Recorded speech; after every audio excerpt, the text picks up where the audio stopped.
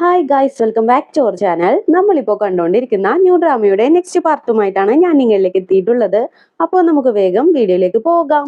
ഇപ്പൊ ലിയോ ബോയുടെ ഫേസിൽ നോക്കി തന്നെ എനിക്ക് നിന്നെ ഇഷ്ടമല്ല, ഒരിക്കലും സ്നേഹിക്കാനും കഴിയില്ല, എന്താ ഇത്രയും കേട്ടാ മതിയോന്നും പറഞ്ഞ് ലിയോ അവിടെ നിന്ന് നടന്നങ്ങോട്ട് പോകും. ഇത് കേട്ട് ബോയ് വല്ലാണ്ട് ഷോക്കാകും. ഹാർട്ട് ബ്രേക്ക് ആവുന്ന പോലെ ഒരു ഫീലിങ്ങില് നിൽക്കുവാണ്. ലിയോ ആണെങ്കിലോ ലിഫ്റ്റിലേക്ക് കയറി വല്ലാണ്ട് ഫീൽ ചെയ്ത് കരയാനായിട്ട് തുടങ്ങും. ബോയ് കൊടുത്ത ആ ഒരു ടോയ് പോലും ബാത്റൂമിൽ അഴിച്ചു വെച്ചിട്ടാണ് ലിയോ അവിടെ നിന്ന് പോകുന്നത്. അങ്ങനെ സീൻ കട്ട് ചെയ്താല് ഈ ഒരു സങ്കടത്തില് ആനനെയും വിളിച്ചുകൊണ്ട് ബോയ് ഭയങ്കരമായിട്ട് ഡ്രിങ്ക് ചെയ്യാനായിട്ട് തുടങ്ങും. എന്താണ് ഇപ്പൊ അവിടെ നടന്നത്, എന്താ നിനക്ക് പ്രോബ്ലം, എന്തിനാണ് നീ ഇത്രക്കും കുടിക്കുന്നേന്ന് ഇങ്ങനെ ചോദിക്കും. ഞാൻ എന്ത് ചെയ്യാനാണ്, ഇത്രയും നാള് അവൾക്ക് എന്റെ അടുത്ത് ഫീലിങ്സ് ഉണ്ടായിരുന്നു എന്നാണ് ഞാൻ വിചാരിച്ചത്. പക്ഷെ ഇപ്പൊ എനിക്ക് അവളെ മനസ്സിലാക്കാനേ പറ്റുന്നില്ല. അവളുടെ മനസ്സിൽ എന്താണെന്ന് എനിക്കറിയില്ല. ഇനി എന്നെയും ഫെയിനെയും സെറ്റ് ചെയ്ത് വിടണമെന്ന് ആഗ്രഹിച്ചു തന്നെയായിരിക്കുമോ അവൾ അവിടെ വന്നത്? എനിക്കൊന്നും മനസ്സിലാവുന്നില്ല. അവൾ എന്നെ റിജക്ട് ചെയ്തു, അതെന്തായിരിക്കും എനിക്കൊന്നും മനസ്സിലാവുന്നില്ല എന്നറിയും. എന്തായിരുന്നാലും ശരി ബോയ്, ഇപ്പോ അവള് നിന്നെ റിജക്ട് ചെയ്താ നീ അവളുടെ പുറകെ പോയിട്ട് കാര്യമില്ല. നീ അവളെ വിട്, അവളെ ഡിസ്റ്റർബ് ചെയ്യാണ്ടിരിക്കുന്നറിയും. അവളെന്നെ റിജക്ട് ചെയ്തു, ഓക്കെ ഞാൻ സമ്മതിക്കുന്നു. പക്ഷെ അവള് റിജക്ട് ചെയ്യുമ്പോഴും കരഞ്ഞുകൊണ്ടായിരുന്നത്. അപ്പോ അവളുടെ ഉള്ളില് എന്നോട് സ്നേഹം ഉണ്ടായിട്ടല്ലേ? അല്ലെങ്കിൽ അവള് കരഞ്ഞുകൊണ്ട് പോവേണ്ട ആവശ്യമില്ലല്ലോ, അല്ലേ എന്ന് ആനന്റെ അടുത്ത് ഇങ്ങനെ ചോദിച്ചുകൊണ്ടേയിരിക്കും. അവളുടെ ഉള്ളില് ചിലപ്പോ സ്നേഹം ഉണ്ടായിരിക്കാം, പക്ഷെ അത് അവള് തുറന്ന് കാട്ടുന്നില്ല. അവളൊന്നും കാണിക്കാത്തടത്തോളം കാലം നമുക്കൊന്നും ചെയ്യാനും പറ്റില്ല. അല്ലെങ്കിൽ ചിലപ്പോ നിന്നോട് അവൾക്ക് സ്നേഹമില്ലായിരിക്കാം, വേറെ ആരോടെങ്കിലുമാണ് സ്നേഹമെങ്കിലോ, വേറെ ഏതെങ്കിലും പയ്യനോട് അവൾക്ക് സ്നേഹം തോന്നി തുടങ്ങിയിട്ടുണ്ടെങ്കിലോ, ചിലപ്പോ അതായിരിക്കില്ലേന്ന് ഇങ്ങനെ ചോദിക്കും. അതേ ടൈം ലിയോനെ കാണിക്കാണ്. ഷായിനെ കണ്ട ഉടനെ തന്നെ ഓടിച്ചെന്ന് ഹഗ് ചെയ്ത് കരയാനായിട്ട് തുടങ്ങും. അങ്ങനെ ഷായും ലിയോനെ ആശ്വസിപ്പിച്ച് ഇവര് പെർഫ്യൂം ഒക്കെ ചെയ്യുന്ന ആ ഒരു സ്ഥലത്തേക്ക് ലിയോനെയും കൂട്ടി ചെല്ലും. നമുക്ക് ഒരുമിച്ച് റോസ് പെർഫ്യൂം ചെയ്യാന്നും പറഞ്ഞ് രണ്ടുപേരും കൂടി ചെയ്തുകൊണ്ടിരിക്കുകയാണ്. കുറച്ച് കഴിയുമ്പോ തന്നെ നിനക്കിപ്പോ എങ്ങനെയുണ്ട്, ബെറ്റർ ആയോ എന്ന് ഇങ്ങനെ ചോദിക്കും. ഞാനിപ്പോ ഓക്കെയാണ്. എന്നാലും ബോയിനെ കുറിച്ച് ആലോചിക്കുമ്പോൾ വല്ലാത്തൊരു സങ്കടമായി എനിക്ക് വരുന്നത്. ഞാൻ അവനെ എന്റെ അടുത്ത് നിന്ന് മാറ്റാനായിട്ട് ശ്രമിക്കും തോറും അവൻ ഭയങ്കരമായിട്ട് ഹേർട്ട് ആവുന്നുണ്ട്. അതുകൊണ്ട് ഞാനും ഹേർട്ട് ആയിക്കൊണ്ടിരിക്കുകയാണ്. ഇതെന്താണെന്ന് എനിക്ക് മനസ്സിലാവുന്നില്ല എന്ന് പറയും. അപ്പൊ തന്നെ ഷായും, നീ നിന്റെ ലൈഫിൽ ഒരു ഡിസിഷൻ എടുത്തു കഴിഞ്ഞാല് അതിൽ നീ റിഗ്രറ്റ് ചെയ്യരുത്. അതുകൊണ്ട് തന്നെ നന്നായിട്ട് ആലോചിച്ച് വേണം ഒരു ഡിസിഷൻ എടുക്കാനായിട്ട്. പിന്നീട് ഞാൻ ചെയ്തത് തെറ്റായി പോയി എന്നുള്ള ചിന്ത നിനക്ക് വരാൻ പാടില്ല എന്ന് പറയും. അപ്പൊ തന്നെ ലിയു, ഇപ്പോ ഞങ്ങൾ രണ്ടുപേരും സ്നേഹിച്ചാൽ കൊള്ളാമെന്ന് രണ്ടുപേർക്കും ഉണ്ടാകാം, പക്ഷെ ഫ്യൂച്ചറിൽ അത് ബുദ്ധിമുട്ടായിട്ട് മാറില്ലേന്ന് ഇങ്ങനെ ചോദിക്കും. ഇത് കേൾക്കുമ്പോ തന്നെ ഷായും, നീ എന്തൊക്കെയായി പറയുന്നത്? നിന്റെ സംസാരം കേട്ടാല് ഏകദേശം ഒരു 10 വർഷമെങ്കിലും പ്രണയിച്ച് ബ്രേക്കപ്പ് ആയിട്ട് നിൽക്കുന്ന ഒരു പെൺകുട്ടീനെ പോലെയാണെന്ന് പറയും. ഞാനിപ്പോ ഏകദേശം ബ്രേക്കപ്പ് ആയിട്ട് നിൽക്കുന്ന ഒരു പെൺകുട്ടിയുടെ അവസ്ഥയിലാണുള്ളത്. ഞാനെന്നാ ആരെയും സ്നേഹിച്ചിട്ടുമില്ല, ബ്രേക്കപ്പ് ആയിട്ടുമില്ല. എന്നാലും ബ്രേക്കപ്പ് ആയിട്ടുള്ള ഒരാള് എന്തൊക്കെ ചെയ്യണമോ അതെല്ലാം ഞാൻ ദേ ഇപ്പോ ചെയ്തോണ്ടിരിക്കുകയാണെന്ന് പറയും. അപ്പൊ തന്നെ ഷായും, ബ്രേക്കപ്പ് ആയാല് ഇപ്പൊ എന്താ കുഴപ്പം? ബ്രേക്കപ്പ് ആയി കഴിഞ്ഞാൽ പിന്നെ നിനക്ക് ഫ്രീഡം കിട്ടില്ലേ? അതിനുശേഷം വേറൊരു ബോയ് ഫ്രണ്ടിനെയും കൂടി കണ്ടെത്താമെന്ന് ഇങ്ങനെ പറയും. ആക്ച്വലി പുള്ളിക്കാരൻ ഇവിടെ വെയിറ്റ് ചെയ്യുവാണ്, ഞാനും ഇവിടെ ഉണ്ടെന്ന് പറയാതെ പറഞ്ഞുകൊണ്ടിരിക്കുകയാണ്. ഇത് കേൾക്കുമ്പോ തന്നെ ലിയോന് ഏകദേശം കാര്യം പിടികിട്ടും.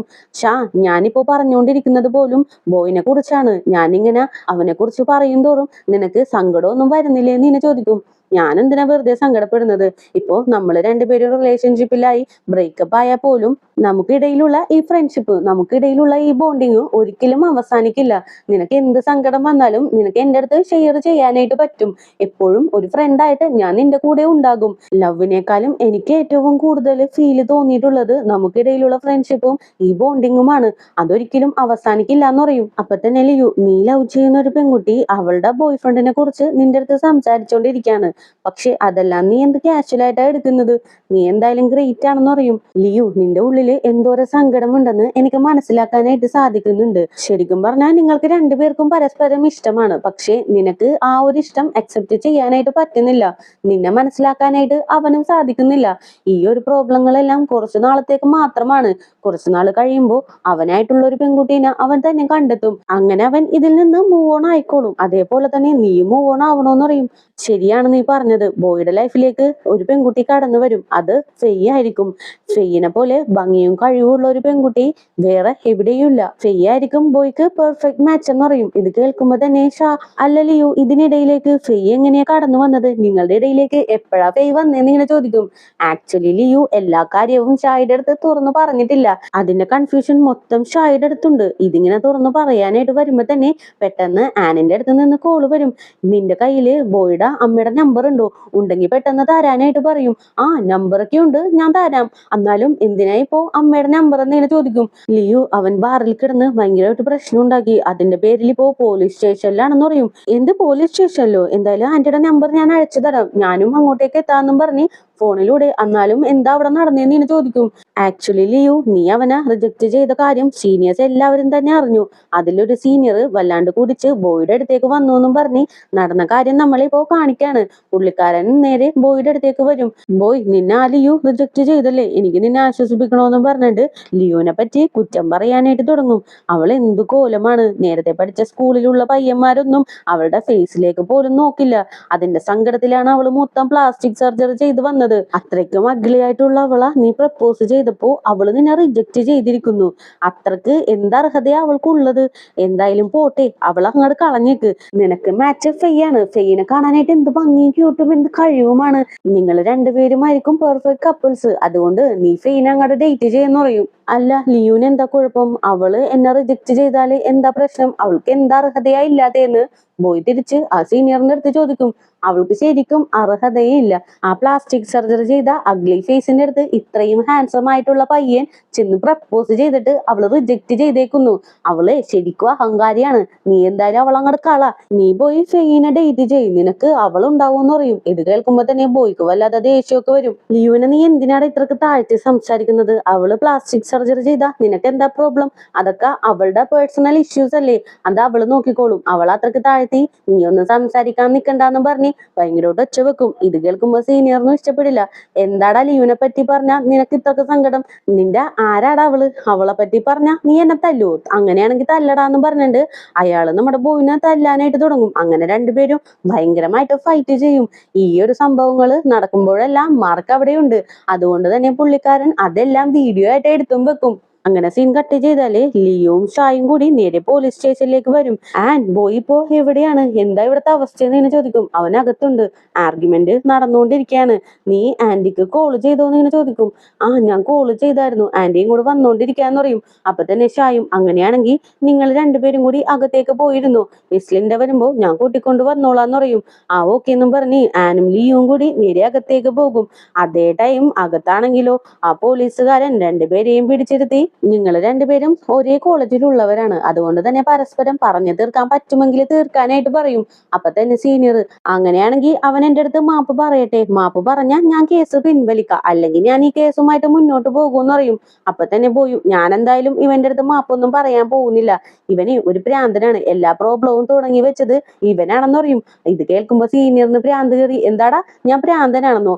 ഞാൻ ഇപ്പൊ തന്നെ കാണിച്ചു തരാന്ന് പറഞ്ഞ് ചാടി എഴുന്നേക്കും. അപ്പൊ തന്നെ പോലീസുകാരനും, രണ്ടുപേരും ഒന്ന് സമാധാനത്തിൽ ഇരിക്കാമോ, നമുക്ക് പറഞ്ഞു തീർക്കാന്ന് പറയും. ആ ടൈമിനാണ് ലിയു അകത്തേക്ക് കയറി വരുന്നത്. ലിയുവിനെ കാണുമ്പോ തന്നെ, എന്തിനാ ലിയു നീ പോലീസ് സ്റ്റേഷനിലേക്കൊക്കെ വന്നത്? രാത്രിയായില്ലേ, വീട്ടിലിരുന്നാ പോരെന്ന് ഇങ്ങനെ ചോദിക്കും. അല്ല, രാത്രി നിനക്ക് ബാറിലൊക്കെ കിടന്ന് തല്ല് പിടിക്കാം, പക്ഷെ ഞാൻ പോലീസ് സ്റ്റേഷനിലേക്ക് വരാൻ പാടില്ല. ഇതെന്ത് ന്യായമാണ്? ഇതെന്തായാലും നീ ചെയ്തത് ശരിയായില്ല എന്ന് പറയും. അപ്പൊ തന്നെ ആ സീനിയർ, കണ്ട ലിയു പോലും നീയാണ് തെറ്റ് ചെയ്തതെന്നാണ് പറയുന്നത്.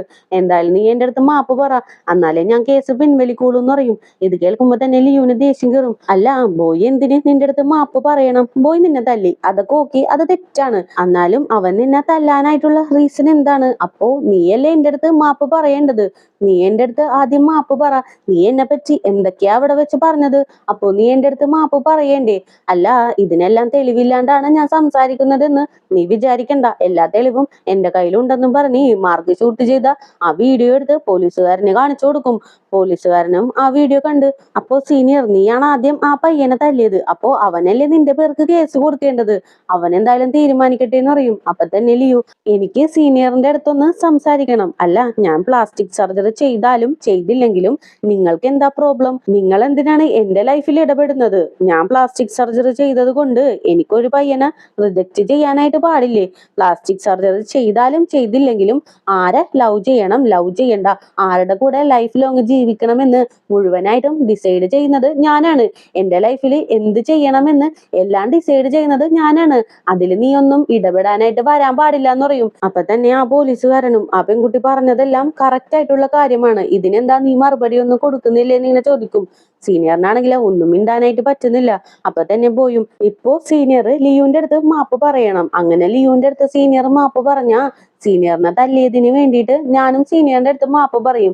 സീനിയർ മാപ്പ് പറഞ്ഞില്ലെങ്കിൽ ഞാൻ എന്തായാലും സീനിയറിന്റെ മേത്ത് കേസ് ഫയൽ ചെയ്യും. അങ്ങനെ മുന്നോട്ട് പോവാനായിട്ടാണ് ഞാൻ തീരുമാനിച്ചിരിക്കുന്നതെന്ന് പറയും. ഇത് കേട്ട് സീനിയറും പേടിച്ച് ലിയുവിന്റെ അടുത്ത് സോറി പറയും. അത് കാണുമ്പോ ഹീറോനും ഭയങ്കര ഹാപ്പി ആയിട്ട്, എന്തായാലും ഞാനും നിന്നെ തല്ലാനായിട്ടൊന്നും പാടില്ലായിരുന്നു, അതിന് സോറി എന്നും പറഞ്ഞ് പ്രോബ്ലം എല്ലാം അവിടെ സോൾവ് ചെയ്യും.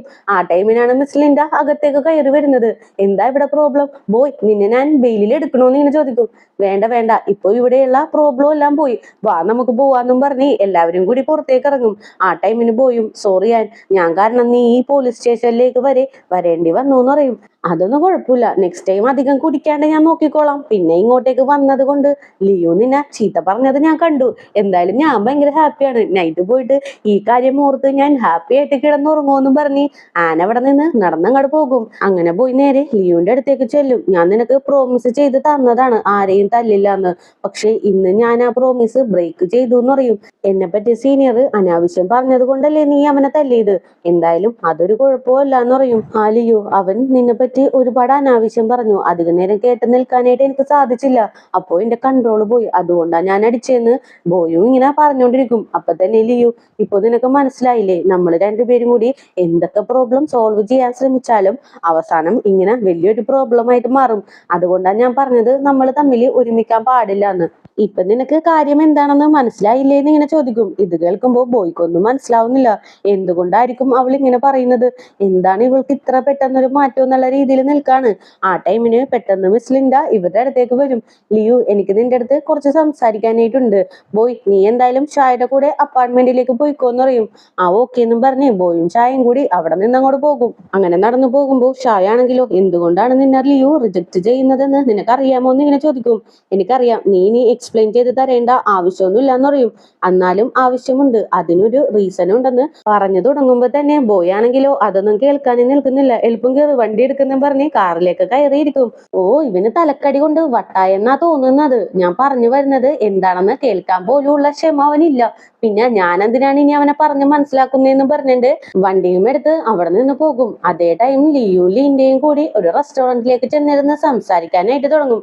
ആക്ച്വലി ബോയ്ക്ക് നിന്നോട് ഇഷ്ടമുള്ള കാര്യം എനിക്ക് നേരത്തെ തന്നെ അറിയാമായിരുന്നു. ഞാനാണ് നിന്നോട് ആ ഇഷ്ടം തുറന്നു പറയാനായിട്ട് അവനെ എൻകറേജ് ചെയ്ത് വിട്ടത് പോലും. പക്ഷെ ആ സമയത്ത് നിന്റെ മനസ്സിലുള്ളത് എന്താണെന്ന് മനസ്സിലാക്കാനായിട്ട് ഞാൻ ശ്രമിച്ചില്ല.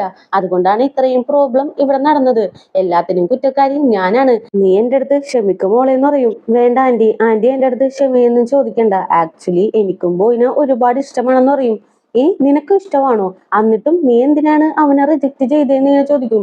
അത് ഞാൻ എങ്ങനെ ആന്റിക്ക് പറഞ്ഞ് മനസ്സിലാക്കി തരും? എന്റെ മനസ്സിലുള്ള കാര്യം ആരുടെയെങ്കിലും അടുത്ത് തുറന്നു പറയാനായിട്ട് ഞാൻ ഇങ്ങനെ ഇരിക്കുമായിരുന്നു. എന്തായാലും ഞാനത് ആന്റിയുടെ അടുത്ത് തന്നെ പറയാം. ഇപ്പൊ തന്നെ ആന്റി കണ്ടില്ലേ, എന്റെ കൂടെ ഉണ്ടായ അവൻ എന്തെങ്കിലും പ്രോബ്ലം ഇങ്ങനെ വന്നുകൊണ്ടേയിരിക്കും. അവനെ ഒരു പ്രോബ്ലത്തിലേക്ക് തള്ളിവിടാനായിട്ട് എനിക്കൊട്ടും താല്പര്യമില്ല. അവൻ എപ്പോഴും ഹാപ്പി ആയിട്ട് ഇരിക്കണം, അതാണ് എനിക്ക് വേണ്ടത്. ഇപ്പോ അവന്റെ ലൈഫിലേക്ക് ഒരു പുതിയ പെൺകുട്ടി വന്നിട്ടുണ്ട്, ഫെയ് എന്നാണ് അവളുടെ പേര്. അവൾക്ക് ബോയിനെ ഒരുപാട് ഇഷ്ടമാണ്. ബോയ്ക്ക് പെർഫെക്റ്റ് മാച്ച് അവളായിരിക്കും. അവളെ കാണാനും നല്ല ഭംഗിയാണ്, നല്ല കഴിവുമുള്ള ഒരു പെൺകുട്ടിയാണെന്ന് പറയും. ഇത് കേൾക്കുമ്പോൾ ലിൻഡക്കാണെങ്കിൽ വല്ലാണ്ട് ഷോക്കാവുകയാണ്. എന്താ ഇവള് പറയുന്നതെന്നുള്ള രീതിയിൽ ലിയുനെ തന്നെ നോക്കിക്കൊണ്ട് നിൽക്കും. അതേ ടൈം ഫെയ്യിനെ കാണിക്കുന്നുണ്ട്. പുള്ളിക്കാരി ഇൻസ്റ്റഗ്രാമില് ലൈവ് ഒക്കെ ഇട്ട് ദേ എനിക്ക് ഇത്രയും പഠിക്കാനായിട്ടുണ്ട്, എല്ലാ കാര്യങ്ങളും ഞാൻ ഈസി ആയിട്ട് പഠിക്കും, എന്നിട്ട് ഈ ബുക്കിലുള്ളത് എന്താണെന്ന് നിങ്ങൾക്കായിട്ട് എക്സ്പ്ലെയിൻ ചെയ്ത് തരാമെന്നും പറഞ്ഞ് ലൈവ് ഓൺ ചെയ്ത് വെച്ചുകൊണ്ട് തന്നെ പുള്ളിക്കാരി പഠിക്കാനായിട്ട് തുടങ്ങും. അതേ ടൈം ലിയുവും ഫെയ്യിനെ പറ്റി ഇങ്ങനെ പറയാനായിട്ട് തുടങ്ങുവാണ്. ആന്റി, ഫെയ്യിനെ കുറിച്ച് ആന്റിക്ക് അറിയാമോ? അവള് ജനിച്ചപ്പോ തന്നെ ഭയങ്കര ക്യൂട്ടായിരുന്നു, അതുമല്ലാണ്ട് നന്നായിട്ട് പഠിക്കും, ഒരുപാട് കഴിവുകളും അവൾക്കുണ്ട്.